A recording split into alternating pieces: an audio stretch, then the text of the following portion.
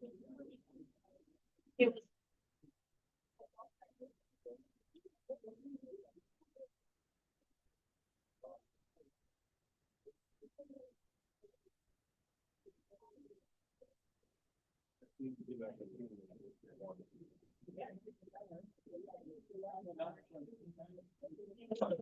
like that.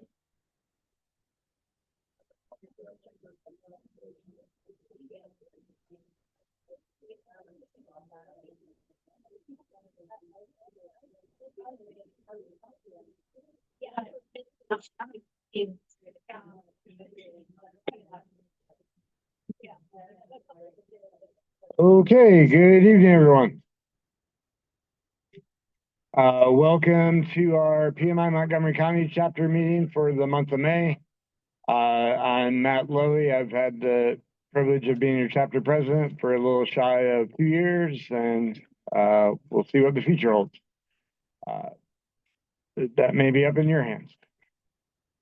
Show of hands, do we have any first-time attendees today, either members or not members? Okay, welcome. Round of applause for them.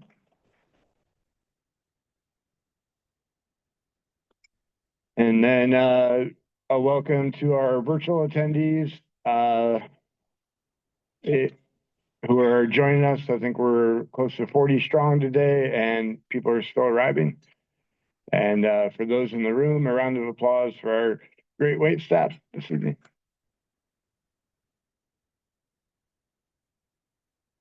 Okay, for those who were here last month, we drew the chapter scholarship lottery balls just in the interest of transparency. We've worked with the guidance counselors, and our two winners are a young lady from Walter Johnson High School. So a round of applause for her. And then the other family scholarship winner was a young man from Winston Churchill High School. So $1,500 doesn't go as far as it used to, but every dollar helps. So this is your $20 a year chapter dues at work. We strive to be all about the members and give back every dollar we get in, then some. So we wish them the best in their freshman years, and a round of applause for them.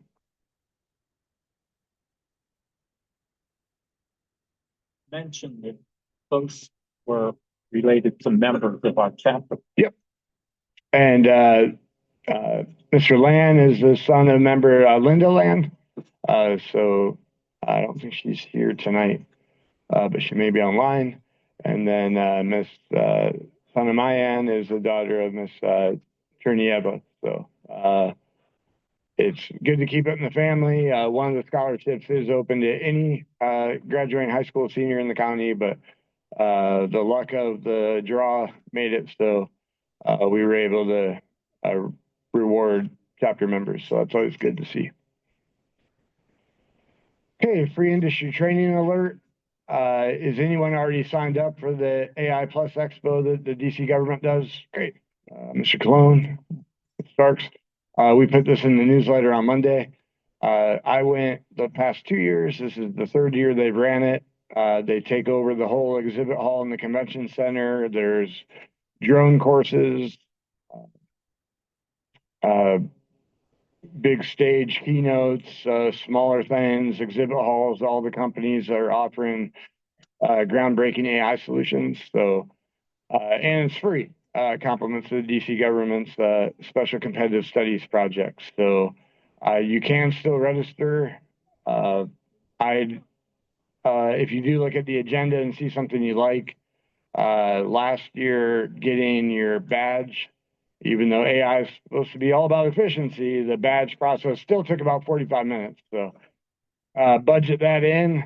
But yep, I'm planning on playing hooky upskilling on Friday. So if you see me on Friday, grab me.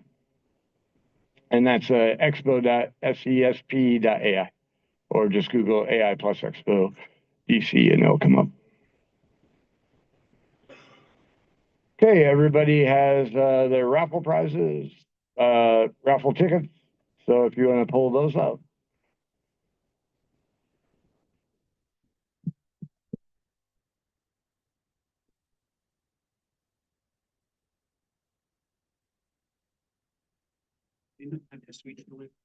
Yep, they're going over there. And while people are pulling out their tickets, the cannolis are over there, so help yourself.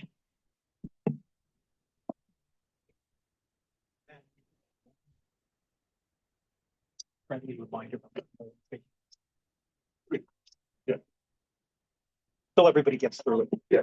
And if everybody could take one and then check back for a second. Be a good neighbor. Okay.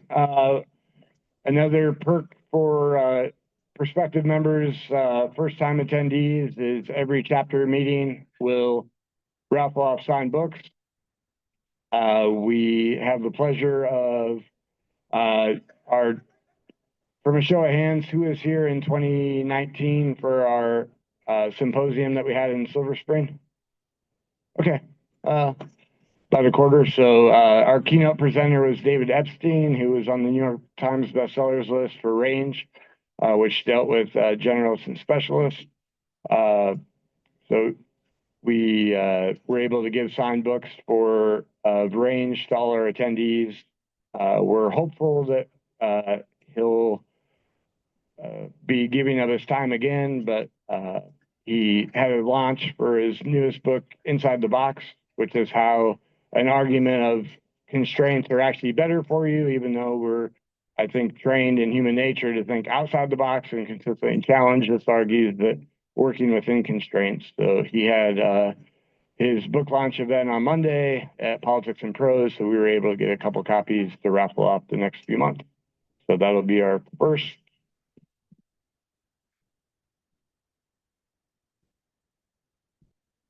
And winning number ends in 7784. Yep. Hey, we have a winner. Maybe. Okay. And a round of applause for that start. I trust you. Sure. It's a match. Okay. Show of hands, who was able to participate in our virtual summer education day last July? Okay. So we were able to raffle off some books from Dr. Hamilton, who we did a fireside chat with this past January when the PMBOK version 8 came out. We were able to do a fireside chat with Mr. Jesse Fuel, who was the co-chair for the PMBOK 8 draft. And he, a few years before he took on the mammoth assignment of the PMBOK, he wrote Untapped Agility, 7 Leadership Moves to Take Your Transformation to the Next Level. So we have 2 signed books there.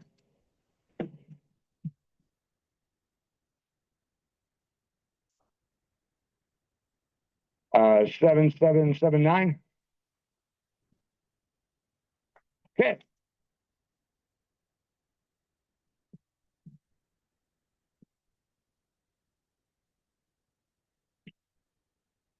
Hey, man. Thanks, mister.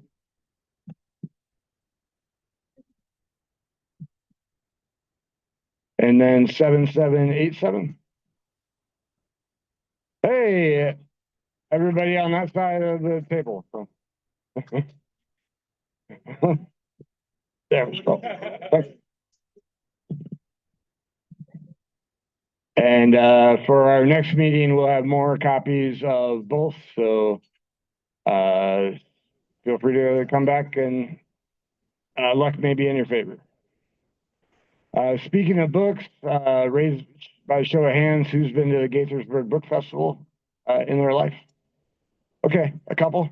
This is actually one, I mean, it's not as big as the National Book Festival, which takes over the convention center, but in terms of book fairs and festivals, it's usually ranked in the Mid-Atlantic.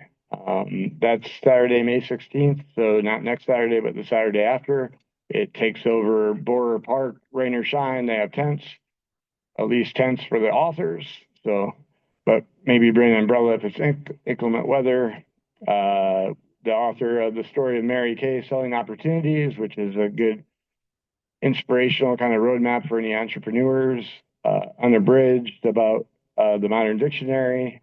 About 8 years ago, we had the commander of Camp David speaking on what Camp David's like. An author wrote about the history and impact of Camp David just up the road in Thurmont. And then Breaking Chains, Building Futures, which was kind of a good roadmap for professional development. So a great festival to go to right in the greatest county in the world, Montgomery County. Okay, we have a few chapter lunch and learn virtual events later this month. Next Friday, during the lunch hour, I'll be presenting the Evolving PM Toolkit, how to work smarter without the overload. This was a presentation that I gave last month to the Hood College and Frederick National Laboratory for Cancer Research. Miss Norfolk was there. She didn't fall asleep. Okay. I have some survey feedback to massage it a little bit, so looking forward to sharing that. And then the following Thursday, the 21st of May, one of the new ways of using AI is through avatar conversational language and natural language processing. Flatter Incorporated, which has a pretty good footprint in the government professional services coaching space, has used that for training of their coaching trainers. I was first exposed to this on the Marine Corps birthday last year when Chesty Puller, who's a Marine Corps legend in terms of war heroes, they had like a Marine Corps birthday talk to Chesty Puller and like just the back and forth. So the power of the technology is really interesting. It's almost that if the technology is as far advanced as it is, do you even really need human coaches anymore? Could you just talk to an avatar coach if the whole value of coaching is open-ended questions and helping your client get to their own solution? Could an avatar do that? So, but yeah, so that'll be eye-opening for anyone who's in the executive coaching business or is just curious about technology. And free PDUs. Our next monthly chapter meeting will be next month, the first Wednesday as usual on Wednesday, June 3rd. The theme will be whose project is it anyway, where the finances are made up and the schedule does not matter. And the cool thing about this is one of the project management advanced engineering teams on the Las Vegas Sphere will be our presenter. He'll be presenting virtually. He worked for Madison Square Garden and Mr. Dolan. Any Knicks fans in the house? Okay, couple. You may not cheer for Mr. Dolan, but good luck to the Knicks tonight. But this is a great opportunity through one of our vice president of program, Dynamic Duo. And for those who have heard that Prince George's County and the National Harbors at least kicking off a discovery for a mini sphere at the National Harbor. What's that? Okay, not that much smaller, but a little bit smaller.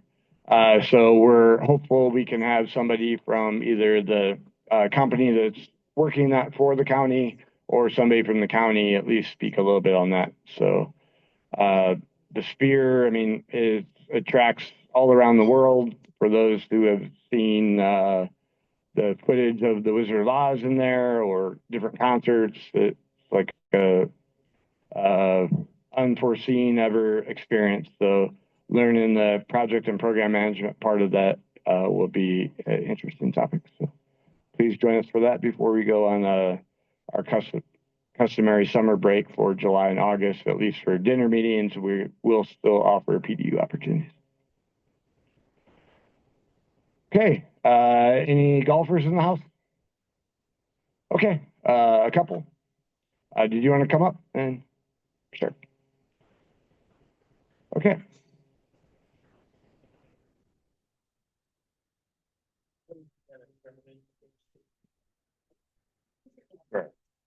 So this is for a rare disease. It's cavernous angioma. My wife and 2 daughters have the disease, and we work closely with the Alliance. And so this will be our 3rd annual tournament. A month from the day after tomorrow or so. If you played PB Die, it's a nice, fun, challenging course. The food is great. We have breakfast and lunch as part of it. So there's there's about a half a dozen not brochures, but little handouts if anybody's interested. And you can actually, there's a QR code on there. You can just use that if you're interested. So I reach out to you. Maybe you can get a PMI group and get them to pay an extra $100 and get something for PMI out there. No pressure, but yeah, I think that's a good opportunity. So more to come on that. And thanks to Mr. Weaver for making us aware of this. Okay, does anybody need a job and want to give an elevator speech for the talents and experience they bring, or have a job that they're actively recruiting for? Come on up, Mr. Clone. Round of applause for him.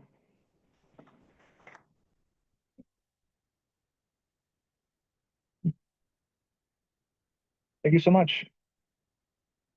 Round of applause for Matt for putting this together every month. I came last month for the first time and I had a really great time. So was energized and encouraged to come again. Can everyone hear me all right in the back row? Perfect. So good evening, everyone. My name is Francisco Colon, and I'm here because not only I need a job, but I want a job. I like working, and I like working specifically in as a project manager or release train engineer, scrum master for software development projects. My experience includes projects in Verizon and Capital One. Mostly when it comes to platform migrations from on-premise to the cloud, data projects, or AI. Right now, I'm upskilling in cyber and trying to work towards my Security Plus certification and also an AWS AI certification as well. I'm saying that publicly so everyone keeps me accountable, and I'll make sure to get that later this year. And yeah, so if that seems interesting for anyone here, feel free to chat. I'll be also at the AI Expo this weekend, so looking forward to it as well. A little bit about me. I also enjoy my hobbies, learning languages. I'm bilingual in Spanish and in English, working knowledge of Portuguese, and also currently learning German. So I try to make sure to upscale and connect with people at my office. My boss was actually from Brazil when I was in Verizon, so I wanted to make sure so I can communicate in a language that we could understand each other. And my wife speaks German, so I want to make sure we can understand each other as well. So, yes. And then I also enjoy music as well. So if that energizes or connects with any of you, feel free to stop by, chat, and looking forward to collaborating and getting to know all these knowledgeable, creative, and interesting people that are here. Thanks so much, everyone.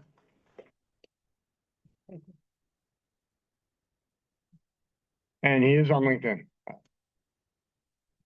Hello, everyone. My name is Amu Tinka. I'm also in need of a job and want a job because I do enjoy working as well. My background is around software development. I do have my PMP as well, but also I can do analysis of projects in various areas. So my background in terms of who I've worked with so far is in IRS, Census, FDA. So pretty much around the federal scope, but I am interested in personal or private as well. So for right now, I'm actually targeting jobs, TPM, so technical project management or technical program management work, but also business analysis, process improvements, and things like that. So if anybody's interested in, let me also give you a little more. So I have a degree on the computer science side, but also on the engineering side. So in terms of how my brain works, I like doing a lot of analysis. I like digging in and seeing what is underneath all of that to make sure that we're getting the actual problem solved as opposed to just on the surface. I am willing to travel anywhere, everywhere. I'm also willing to relocate. So I'm really open to anything and everything at this point. I'm also open to not just, so I just learned actually earlier this evening that from the presenter that the PMP, the idea of managing projects can be done across many fields, not just in tech, not just in software. So I am open to trying my hand at construction as well as and healthcare as well, and also fintech. So I'm pretty broad, but what I love is not just figuring out what, how the project is going, but also why it's not going well or why it's going well for that matter, so that, it becomes what you call a systemic way of working, if that makes sense. But yes, so I'm on LinkedIn as well. I can provide that to anyone who wants to know more about me. And thank you all so much for welcoming me here, because this is my first time being here.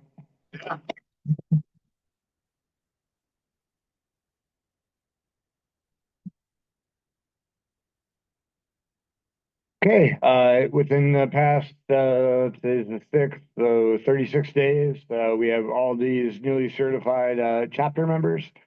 20 PMPs for new project managers, PMIs being more disciplined with the applications for experience. I think 10 years ago, like if you put in, it would get approved. Now, like I know colleagues that definitely have the experience, but they're getting rejected and for resubmission because the experience isn't passing the mustard. So it's probably some type of AI checks and balances, but so if you are one of those people who have applied for the PMP and you got rejected, please reach out to me and I can put you in touch with somebody or work with you to pass that gate.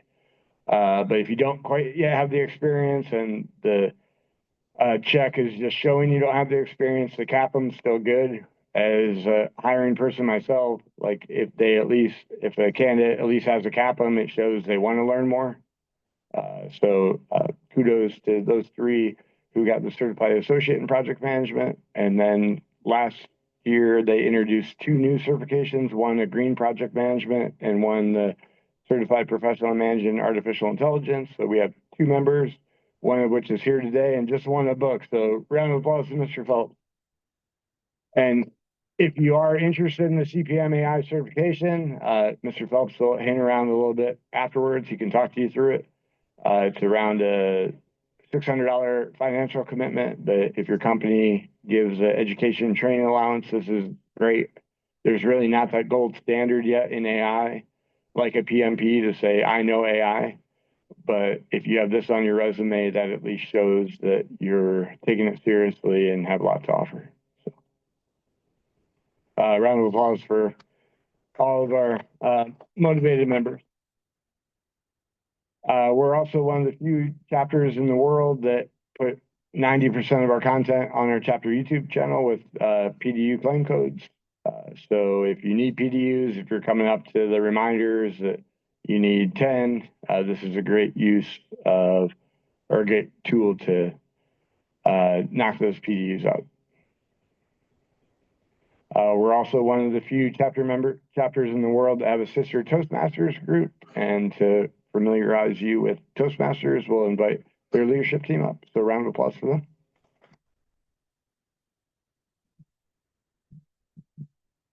Thank you, Matt. Good evening, everyone. My name is Alan Zheng. I'm the VP of Membership at PMI-Montgomery County Toastmasters Club. This month, we celebrate our 18th anniversary. Our club was officially chartered on May 24th, 2008. There you go. For many people, the 18th birthday is a special milestone. It marks the official transition from adolescence to legal adulthood, with newfound freedoms and responsibilities. During the past 18 years, our members come and go, but our club continues to grow and thrive. I'm proud to share that our club has maintained a legacy of excellence, earning the distinguished club title 16 times from Toastmaster International. Thank you. Thank you. And today, we continue to serve our local community by providing a platform for people to practice speech. To accommodate various schedule needs of our members, we meet 3 times a month. We meet online via Zoom the second and the fourth Wednesday, and in person on the third Wednesdays. Our members love our meetings. Just now, I had a enthusiastic new member texting me, "Are you able to join our Zoom meeting tonight?" She's been waiting for 14 minutes. That's how you can see how popular our club meeting is. So in addition to offer PDUs, we also offer plenty of learning opportunities outside our club meetings.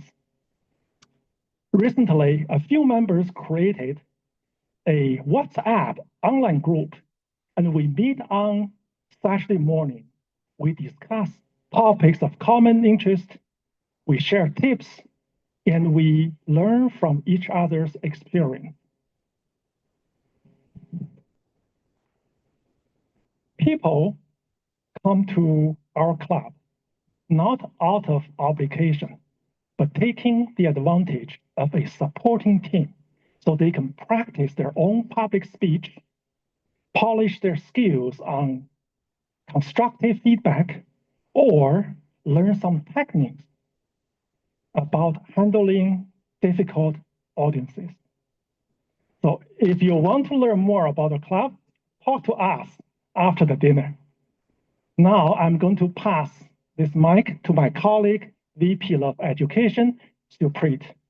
The program will continue after this short message. Thank you, Alan. So quick show of hands here. How many of you have ever felt like a social chameleon? So I see quite a few in the room. For me, for a long time, I thought that's what I was. I was switching from the life of the party to a quiet number cruncher, and I thought that was a personality crisis. I felt like I was wearing masks rather than leading or being a leader.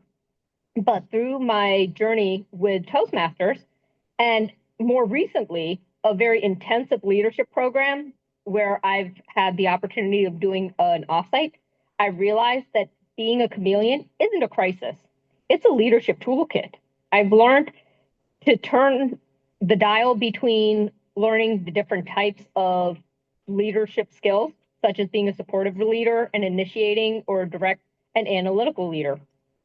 The most significant change wasn't just how I spoke, but how I showed up. I used to be a passive leader where I let my team do the work. I'd go in at the end, do a few minor edits and say, okay, we're done.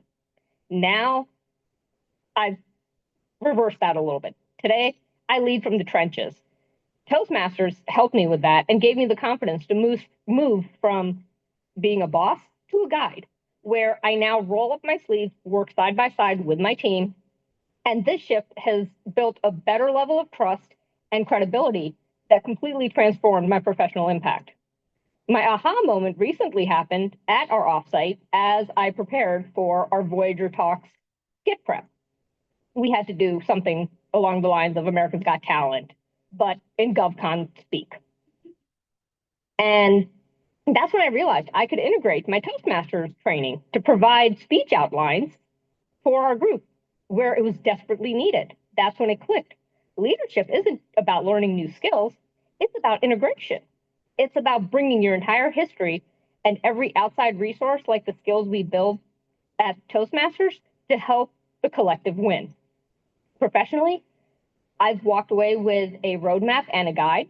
And personally, I also have a tribe and a safe space within my Toastmasters club. As one of my mentors says, competence is a muscle built by being brave enough to operate outside your safe zone. PMI Toastmasters is that safe zone where I can be brave. So I stand here today more confident, less doubtful, and ready to lead because I'm finally learning that leadership isn't about the power of yourself. It's about maximizing the efforts of others. If you're ready to find a voice and your style, come join us at our next meeting. And with that, I will turn it back to Matt.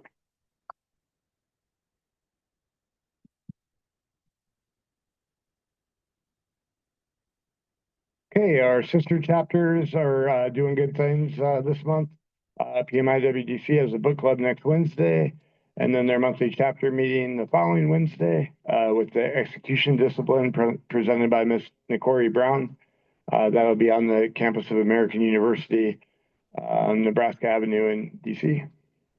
PMI Baltimore has a networking event next Thursday, which is free, but it's cash everything, so it's not really free, but a good opportunity if you live in the Baltimore area to meet some of your peers. And then their monthly division meeting is from a former Marine on battle-tested planning, how the Marine Corps transforms project success. So, and Silver Spring is just got new leadership in, so their programs team is doing great things. So stay tuned for that. Okay, one slide that I didn't quite make. If there's any baseball fans or anyone who lives in the Frederick County area, our co-vice president of programs, Roxanne, has a few sweet tickets for tomorrow that we give complimentary to a member. So I think first pitch is 6:30 or 7 tomorrow night. Around there. Okay, but when you're in a suite, you show up early anyway. So if you're interested, if you're online, shoot me a message. If you're here in person, Roxanne will be here for a few minutes afterwards. Okay, without further ado, we're over the moon to have Mr. Makesi Paul join us tonight. For those who are here in March for Mr. Marcus Parker's presentation on quality management, show of hands who is there. Okay, a few of us and some online. Mr. Parker has a mentee tree similar to great professional coaching legends of really developing leaders, and Mr. Paul's one of those. He's an accomplished project control leader with a decade plus of experience. He's also has a lot of international work experience. He was a past president of a Rotary Club in Spain, and he's the founder of Bellevue Exotic Chocolate, which he'll get into a little bit. So our first chocolatier here. Don't think Willy Wonka, think more fine chocolate. But we'll turn it over to him, and we're can't thank him enough for donating his time and talents today. Round of applause for Mr. Paul. Thank you. Oh, I didn't know you had my my chocolate bio in there.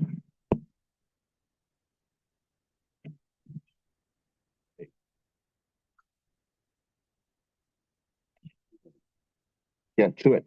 Good evening, everyone.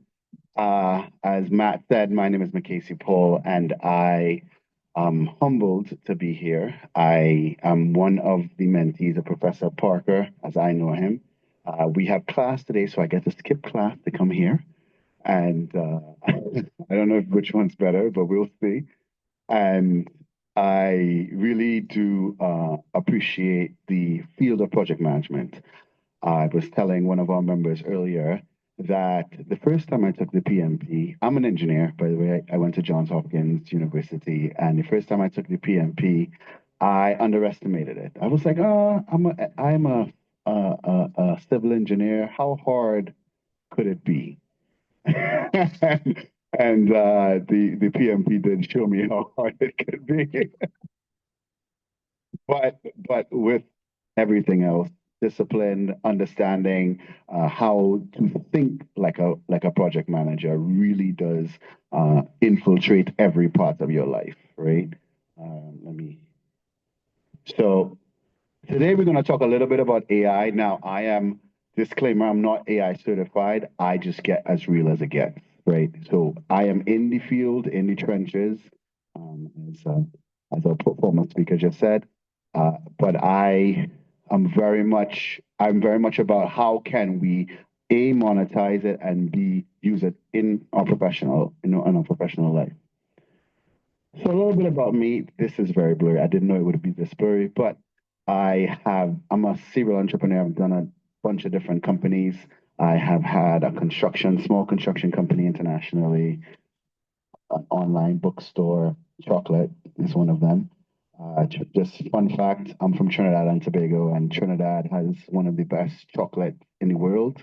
And so if you are into chocolate, fine flavored, thanks, Matt. Fine flavored chocolate, we do it well. I also owned a restaurant at some point. I would advise people against that.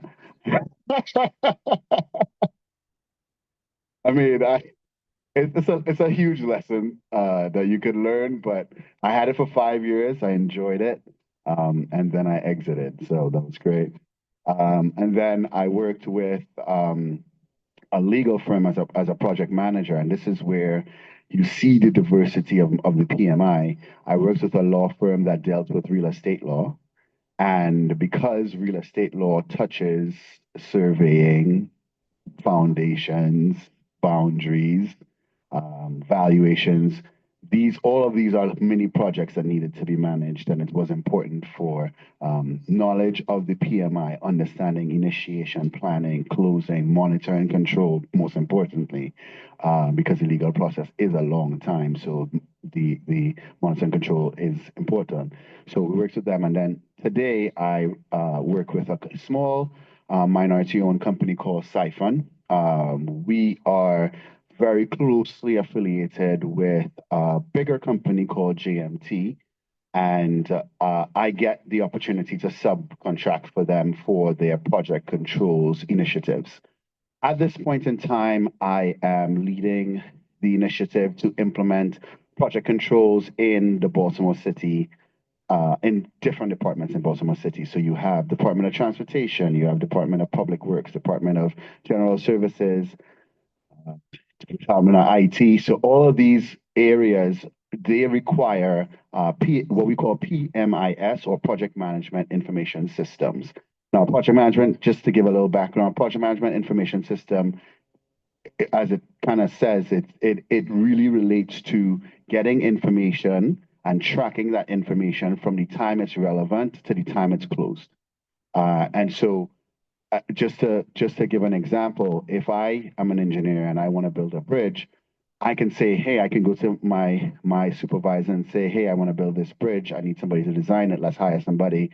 When I hire somebody, we then have to make it into a contract. After making it into a contract, then I got to pay against that bridge, scope it properly, pay against it until it's done, and track all of that in one software. So right now, I use primarily an Oracle product called Unifier, which relates to P6. So anybody who uses P6? Anyone? No? Yay! All right, cool.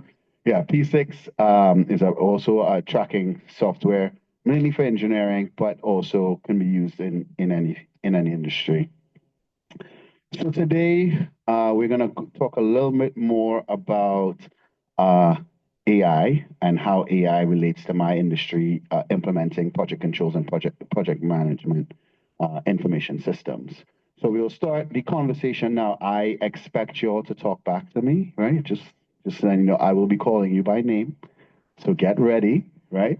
And so we're going to talk a little bit about the AI, the foundation of AI. I know we have a lot of people who are certified in AI, so I will be referring to you for that.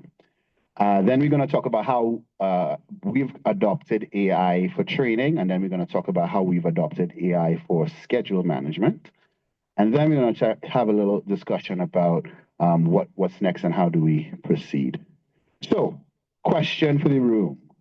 Now, before I go into this question, I have to give you a little story.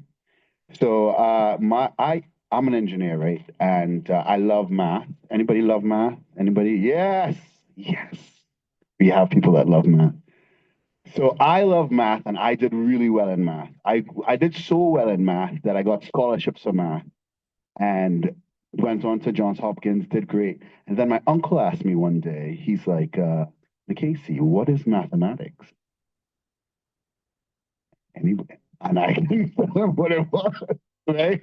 Anybody know? Anybody here could give a idea of what mathematics is? Anything? No, you just give up. No.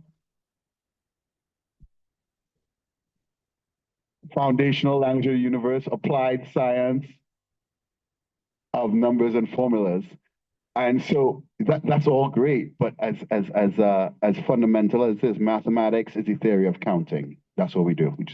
And we use operations, multiply, divide, minus, plus, to operate those numbers to count. So at the end of the day, everything we do in math is quantities and counting, right? And so when I understood that definition, I became such a good teacher of it. I became much more appreciative of it. So now the question is, what is AI? We are using it. Everybody know Claude and Gemini and name some of the other ones, Chat GPT. But what is AI? Anybody? I'm looking for my certified people here. Math. Hey! That's good. Anybody? Eric, what is AI? I did prepare you. Oh, look at this.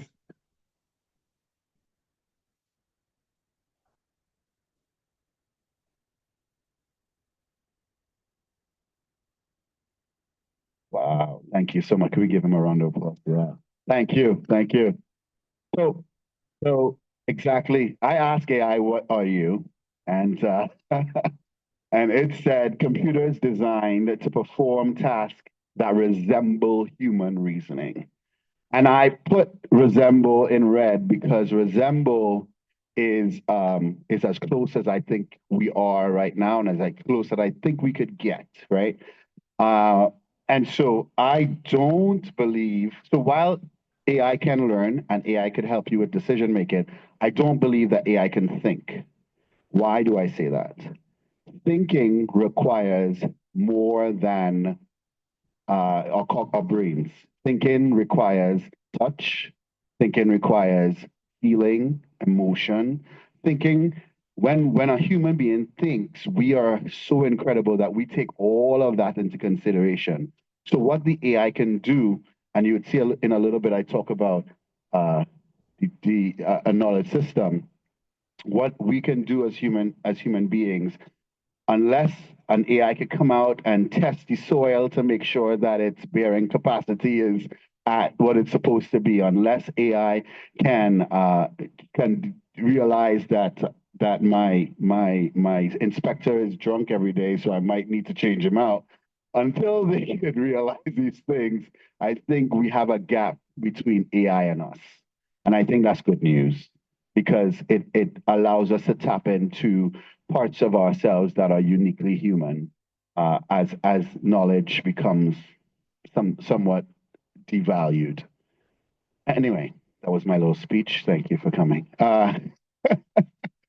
So AI, types of AI. There are different types of AI. Different people call it different things, but I will break this down as simply as I can for you. There is a correlation-based AI, echo from the past. You know, if anybody here is a sports fan, in 1965, the last time a man threw a football with his right hand and scored the touchdown, like that is all AI can go back and get that information and give you what is probabilistic, not necessarily what is possible, but what is probabilistic, right? That's correlation type AI. Then you have industry specific. We're going to talk a little bit about that when we talk about Alice. And we'll find out who Alice is. It's interesting that, anyway, just made a correlation between a show that I watched where the AI was also called Alice. But Alice is very industry specific. We're talking construction industry in this case, and it allows you to box around the parameters that are within the construction industry. And then you have functional AI, which we all know. We talk to, it's our therapist, our friend, ChatGPT, Claude. Who's the ChatGPT? Anybody uses ChatGPT? Who's it? Okay, we have Claude. Anybody on the Claude side? All right, Claude. Copilot. All right, fewer of us. So, I mean, I don't know what you think about Copilot, but like, I think Copilot hallucinates the lead. I think Copilot tells you as it is. Like, it would not, if you ask ChatGPT how many Z's in ChatGPT, it's gonna say, well, you know, there's a couple of Z's in there, but they're silent. Like ChatGPT will tell you something like that. Whereas Copilot would be like, bro, what are you talking about? Like, right? So that's just me. And one of my mentors, Prath, who's also online, he has turned me on to Copilot. So shout out to him on that. All right. So how to think about AI. So we know what AI is. We understand the different types of AI, but how do we think about how do we interact with AI, right? And I read this article a couple months ago, and I thought that this table defines it well. There's zero AI. Anybody who's like, nah, I'm not doing this AI thing. No, because there are people, I work with people like that. They're like, I am absolutely not using it. I'm using all of me, right? And that has its merit. It does, but I don't think it's the smartest idea, right? That's just my opinion, which means probably very little. But I think that it's a tool just like a hammer and a wheel. That's like saying, hey, I'm gonna walk everywhere. I don't want to use wheels. Like, you gotta use the technology. So zero AI, and then there's the AI tutor. The AI tutor is the final authority, expert concepts, and it clarifies. So you have a question: how does this actually work? How do I become AI certified? Using AI as a teacher is one of the levels that you can use AI for. Then there's a curator. The curator puts things together, make sure that if this is like this, then it will give this result.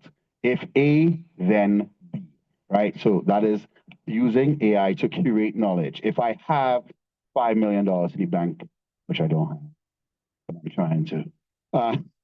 If I have $5 million in mind, what can I do with it? And it can give you some ideas about how to spread that money around. Then there's the creative synthesizer. This is gathering information. I'm researching, right? Now, at this point is where I say we should stay if you want to keep engaging your brain, right? In this 0 to 3 is where I'm like, okay, this is enhancing us. And the article is by Kevin I can't remember, Questenberry, is really incentive. You should very intuitive about how do we use AI and preserve our humanity. When you start using 4 and 5, where AI is like your co-pilot, and without AI, I am nothing. Or worse yet, where you're just like, AI, you go ahead, you do you. Then that's when you start getting into, I would say, atrophy, right? So it's important to stay within the first 3 as we use AI, practical AI tools.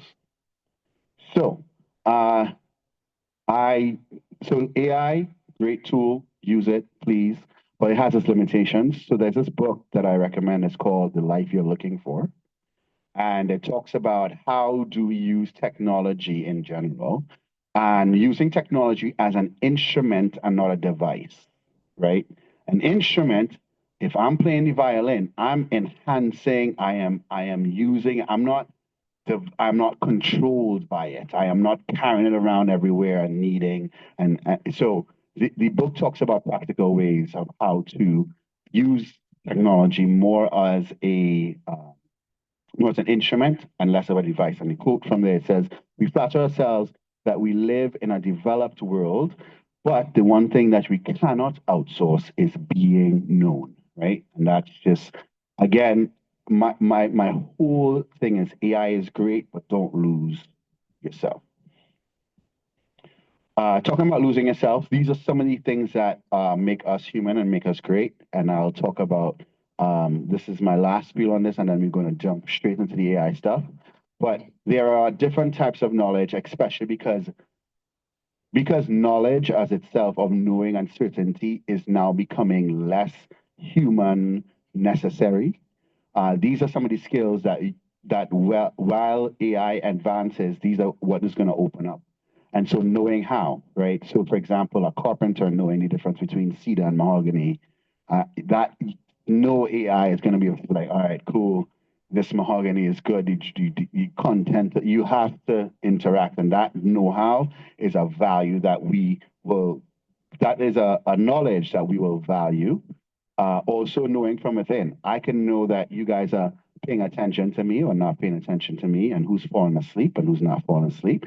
Yeah, did that for the people who fall asleep. Yeah, but that's knowing from within, right? That's being able to perceive. And then the last is knowing through relationships, our emotions, our family, and those that connect us. Right. So this is very, very important. AI is only as good as the information we put in. I didn't get a clap for that. What's wrong with y'all? No, but thank you. The AI is only as good as the information we put in. Garbage in, garbage out, as everybody in the IT field knows, right? And so how do we prepare for AI within medicine, within construction, within IT, within housing? How do we prepare for AI, right? And we prepare for AI, first of all, by structuring the data. We have a project that we just did with Department of Transportation where we took information that was scanned, it was digital, but on this piece of paper, it said, it started with the date and then the contract. On the other piece of paper, it started with the contract and then it had the company name. If the data is not structured in a way that we can use, it's consistent, and that's the second point. It has to be structured, it has to be consistent within workflows. So if you were to, if tomorrow morning your client or your boss says, hey, I want to implement AI, you need to say, hold on. Do we have structured data? Can we structure the data? What is the project to structure the data? And after we structure the data, what are the workflows that data represents? So for example, if again, using the PMIS system that I've implemented, we had to first get the data in the right fields, the right type of data, whether it's text or dates or numbers or whatever it is. Question.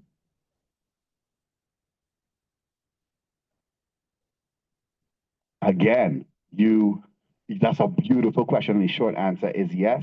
But in order to help Ask AI, you have to be able to put a system in place to tell it what you want it to structure into.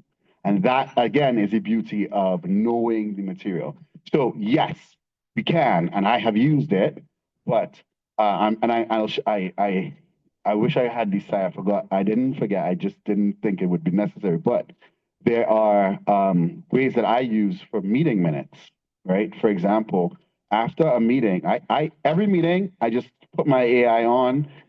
It structures the whole thing, tells me the action points. It gives me a whole thing. And then from there, I can say, okay, send this to X, send this to Y. It helps it a lot. But again, if I didn't structure it, if I didn't come up with the system to say, when this happens, do this, then it will do what it wants. And like, yeah, what it wants might be okay, but is it what you want, right? Question.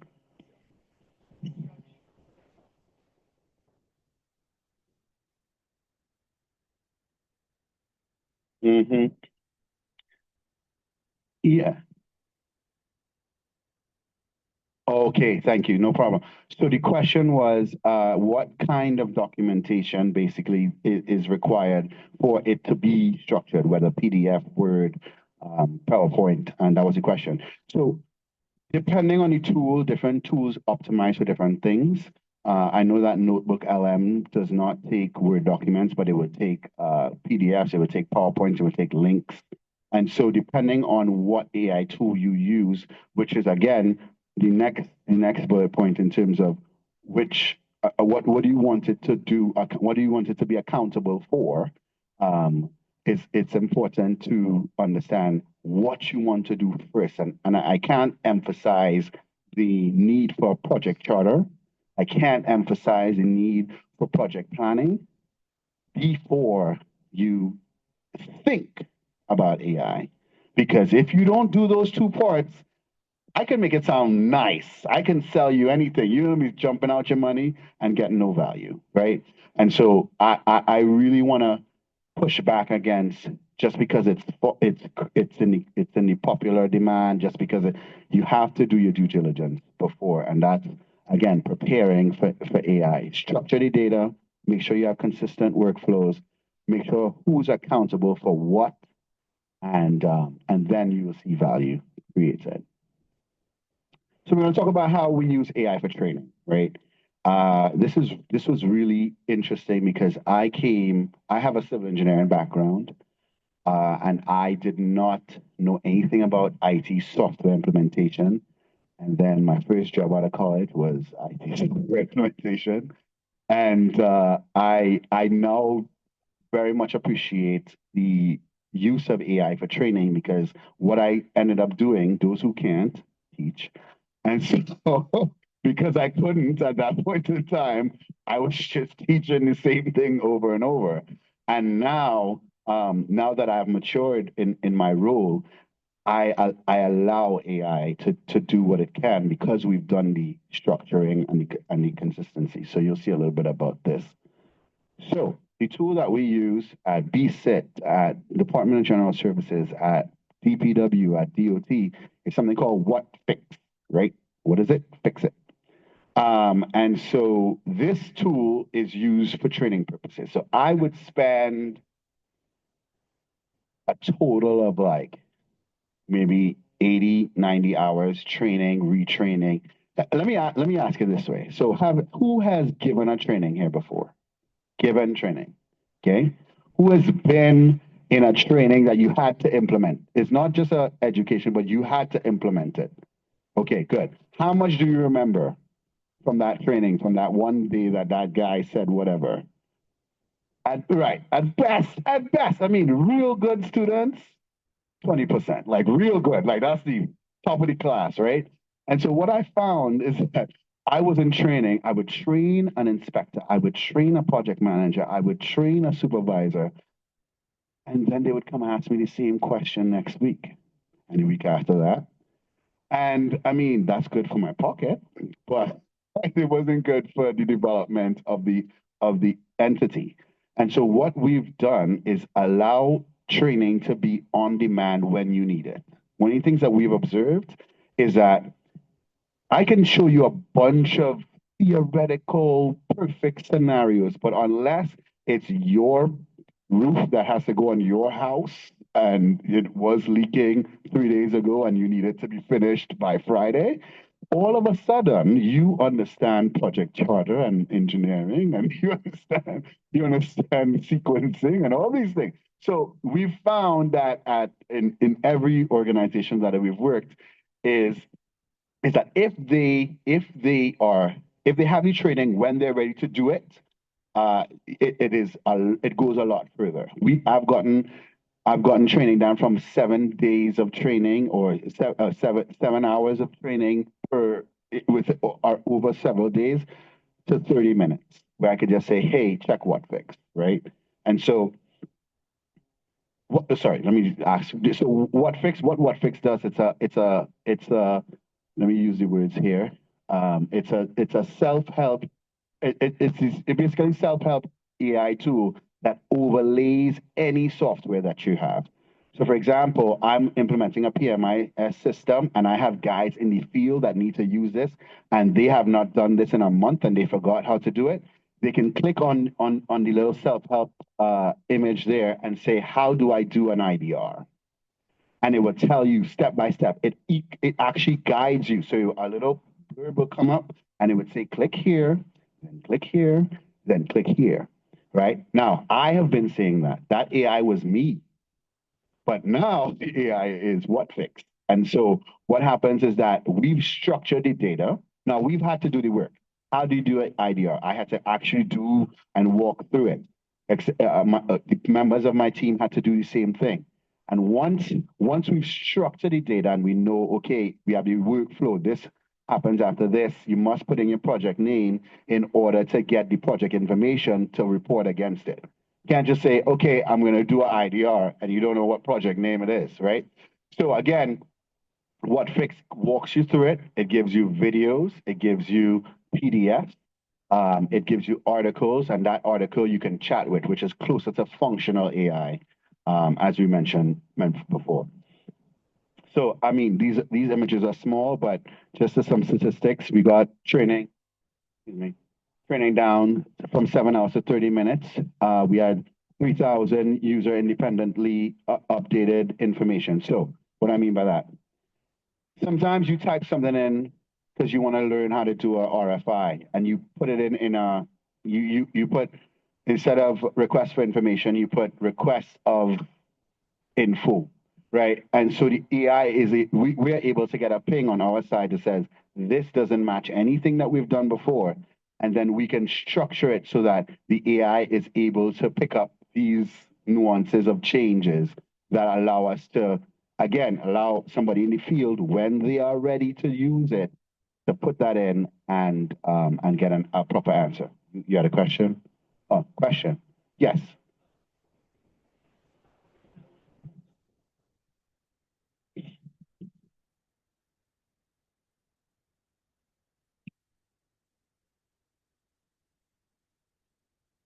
Yep.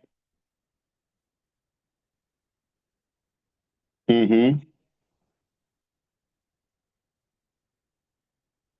So the trainee, it's a very interesting question. So the question, just for the viewership, is that as a trainer, I would have trained for 7 hours, and now that training personally has gone down to 30 minutes. But what is the time frame that the trainee spends? That would vary from trainee to trainee, right? But what I can say is statistically, we've had people go back to a particular process over and over and over again. And what that tells me is that that would have been a member of my team or myself having to do that over and over again. And the first thing that they say, if they can't get me or the member of the team, is that the system isn't working. We love that phrase. System is not working. And so when we have a what fix that tells you exactly what to do, I can say, did you? So now I'm not training on the system, I'm training on how to use what fix. That's why it's 30 minutes, right? So and then with WhatFix, it also makes sure that the right data goes into the right field. So it will tell you beforehand, this is a text field. This is what I expect here. This is a numbers field. This is what I expect here. So when WhatFix is overlaying your program, you have more accuracy of data going in, which again goes back to that structured component that we spoke about earlier. So again, this is practical. Now we're going to go into scheduling. You had a question, or you're just stretching? Oh no, okay, just stretching. Good. Adoption. How do we adopt AI into scheduling, right? And this is this tool, Alice. So Alice was developed by Rene Morcos in 2013. He was a Stanford graduate, and he specifically looked at solving industry-specific construction scheduling problems, right? For who's in the construction industry? Raise your hands. Okay, I got one. All right. So, two. Okay. So the construction industry is run by. Thank you. Three. Thank you. The construction industry is run by a schedule, right? And I think everybody here has a schedule, right? And so it is each task has a beginning and an end and a relationship with the next task. Simple. So I cannot put on my roof before I put down my foundation. If your contractor does it that way, come see me. I would like to see what witchcraft he's wielding. But you must do certain activities before other activities, and you have to know how long those activities are going to last before you can even start. Now, you may be able to start putting in windows on one wall while the other wall is being built. Yeah, maybe, right? But these are dependencies within construction that Alice is able to tell you something about. So Alice is purposely built for the construction industry, and this is very blurry. So I'm gonna read a little bit. So how Alice works, it uses something called generative scheduling. Generative scheduling is, how do I optimize my schedule? Yeah, how do I optimize my schedule? So it tells me, okay, if I need to get this done by this time, these are the sequence of activities that you need, right? And then using something called construction simulation, you could chat with it and say, hey, what if I bring in that roofing material earlier? What if I add more resources to this particular task? What will it do? And Alice will be able to run. Anybody know what a Monte Carlo is?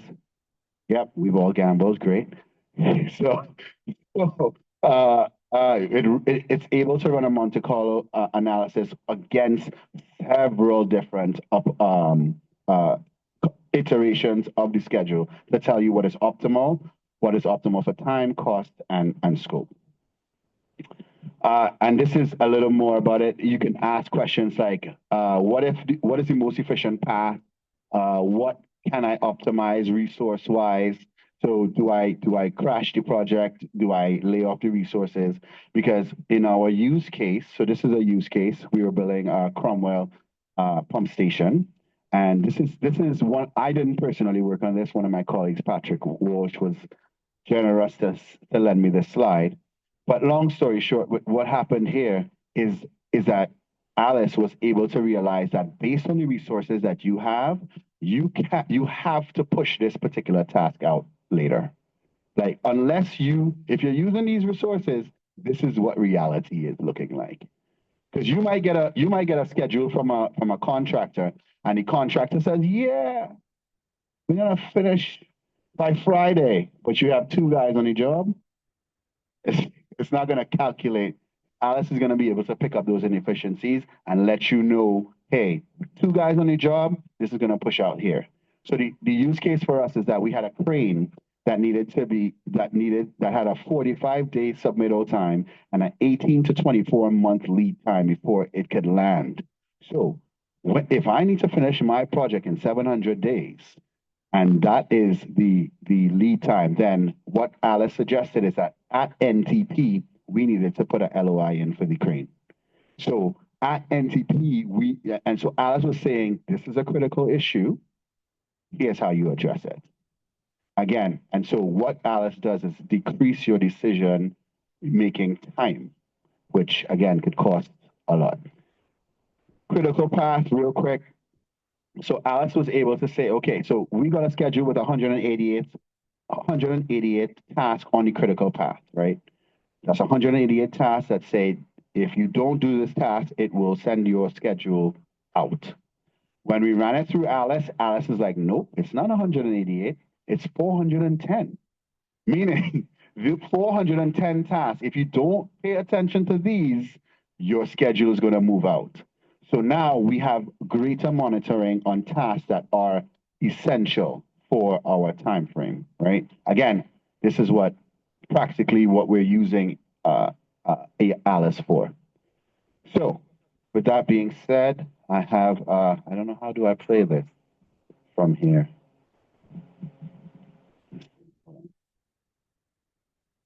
Oh, you got it. Thanks. Just play it.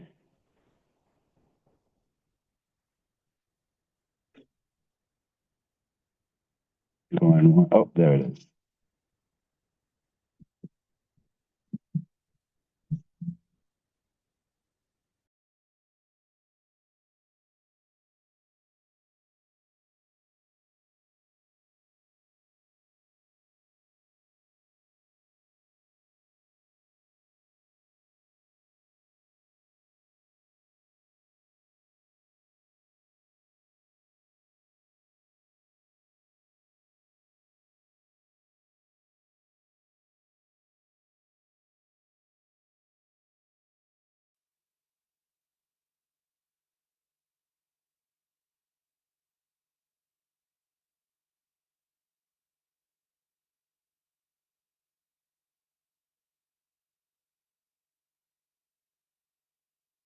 it will expose you. But if you use it properly, it could definitely enhance what you're doing. That's basically what he was saying. And don't be caught up with, oh, the AI is going to take my job. It's really, how do I use AI to enhance the job, right? And so what the conclusion is here is that you can have two organizations, one that both of them have the same budget with the same mandate to implement AI with the same staff members or staff level skills. But if one is not intentional about structuring data and making sure it's consistent before we implement the other, you're going to be losing money trying to use AI without those structures. And with that, I just want to say thank you to Rose Coleman, who helps with the What Fix content, and Prath Mehta, who's a mentor of mine, and I work with him very closely, Professor Parker and Patrick Walsh. And remember that AI amplifies what are you disciplined in. Data quality matters. Make sure you use your right tools and scale intentionally. Thank you.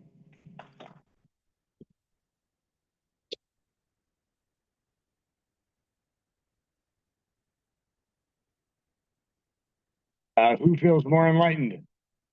Yeah. Okay, Mr. Paul graciously stay behind a little bit for anybody to talk to him. If you have any jobs or mentorship for Ms. Dinka or Mr. Cologne, they'll still be here. If you want to talk about the golf tournament, Mr. Weaver will stay behind. If you want to offer monetary value for the signed books from Ms. Starks, Ms. Niebert, or Mr. Phelps, they may entertain best offer. And if you want to go to a free baseball game, talk to Miss Angel or myself. Thank you to all our Zoomers for their virtual attendance.